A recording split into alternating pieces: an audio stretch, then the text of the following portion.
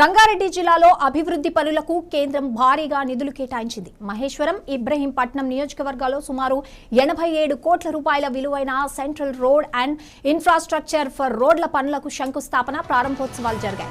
కేంద్ర మంత్రి జి కిషన్ రెడ్డి, రాష్ట్ర మంత్రి కోమటిరెడ్డి వెంకటరెడ్డి కలిసి ఈ కార్యక్రమంలో పాల్గొన్నారు.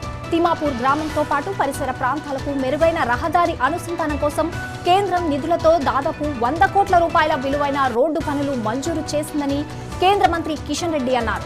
కొంగార, రవిరాల, శ్రీశైలం రోడ్డు, లాచులూరు, అవరామేగూడ, బజారాగూడ వంటి కీలక ప్రాంతాలకు మెరుగైన కనెక్టివిటీ లభిస్తుందని తెలిపారు. హైదరాబాద్ కు దగ్గరగా ఉన్న ఈ ప్రాంతం ముఖ్యంగా రియల్ ఎస్టేట్ రంగంలో వేగంగా అభివృద్ధి చెందుతోందని కిషన్ రెడ్డి చెప్పారు. తెలంగాణకు 3 హైస్పీడ్ రైలు కారిడోర్లు ప్రతిపాదించినట్లు కేంద్ర మంత్రి వెల్లడించారు. హైదరాబాద్ పూణే, హైదరాబాద్ బెంగళూరు, హైదరాబాద్ చెన్నై మార్గాల్లో బుల్లెట్ ట్రైన్లకు ప్రాథమిక అంచనా వ్యయం 5 లక్షల కోట్లు కాగా భూసేకరణతో ఇది 10 లక్షల కోట్లకు చేరవచ్చని వివరించారు. ఈ ప్రాజెక్టులు రాష్ట్ర అభివృద్ధికి చాలా కీలకమన్నారు.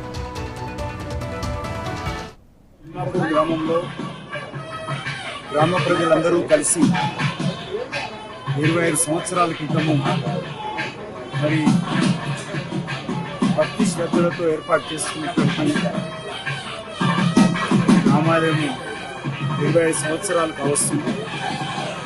25 సంవత్సరాలుగా క్రమం తప్పకుండా శ్రీరామనవమి బ్రహ్మోత్సవాలు నిర్వహిస్తూ ఉన్నాం. ఈ సంవత్సరం కూడా 25 సంవత్సరాలు పూర్తయిన సందర్భంగా గ్రామ పెద్దలందరూ కలిసి అత్యంత భక్తి శ్రద్ధలతో ఈ యొక్క దేవాలయం నిర్మించడమే కాకుండా ఈరోజు బ్రహ్మోత్సవాలు కూడా అద్భుతంగా నిర్వహిస్తూ ఉన్నారు.